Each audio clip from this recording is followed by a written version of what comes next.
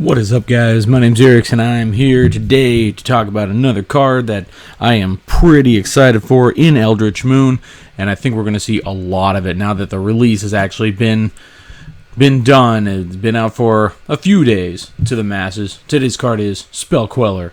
1 white, blue, gives you a 2/3 spirit with flash flying.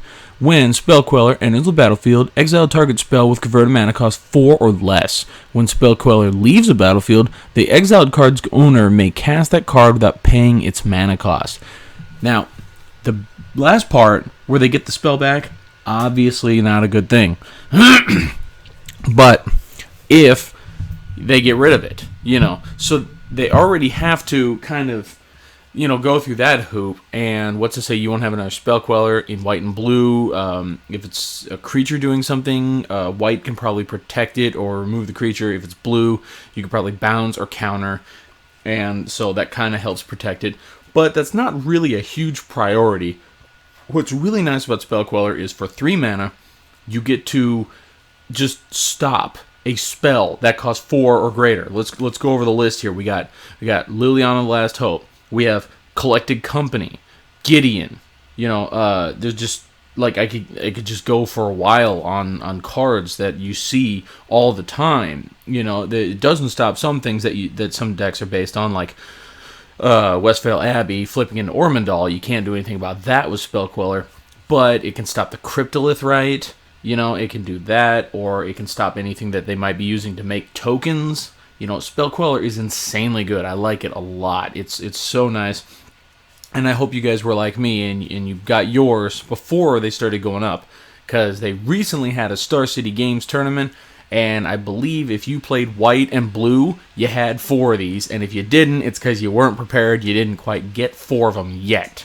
But this card, in white-blue spirits, in Bant Company, I think some people are still playing Jeskai. It's a thing, and I really like this card. I think it's going to be insanely good. So, for draft today, I'm going to give it a 4, because all the reasons I just went over, except the thing is, in draft, it's very hard for you to get too many pieces of removal, and if this can just stop a piece of removal outright, that's great. The only downside to that is if they get a piece of removal, you hit it with Spell Queller, and then they get another piece of removal for Spell Queller, you kind of just got rid of 2 of your own creatures at the same time.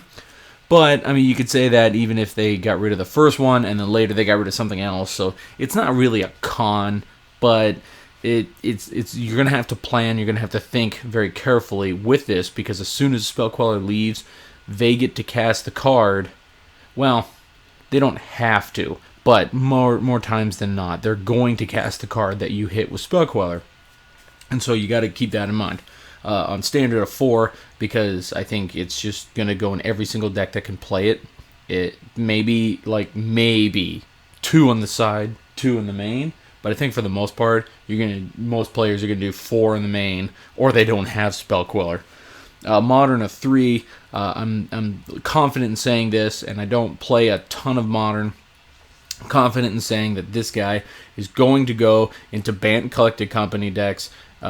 Maybe we'll see, well, we're not going to see Spirit Tribal, but maybe we'll see something that's white-blue control. I don't think Esper Starfield is a thing in Modern, but, there are things out there that it can just flow right into. I guess Esper Starfield is a better thing for Standard at the moment, so scratch that last remark. EDH a 3, I do like it. It is a little small for EDH, but the thing I like about it is that your key cards, my first thoughts are things like Miss Meadow Witch to work with it.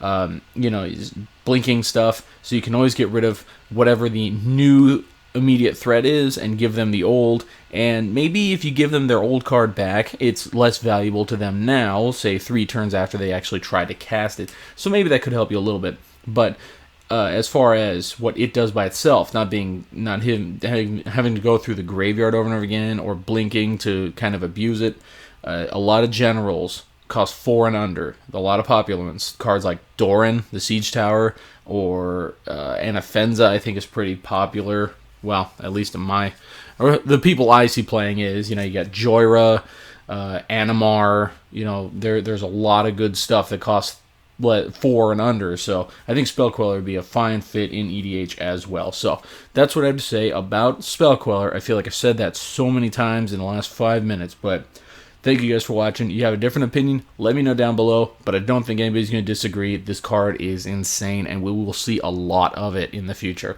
Thank you guys for watching. I will see you all next time.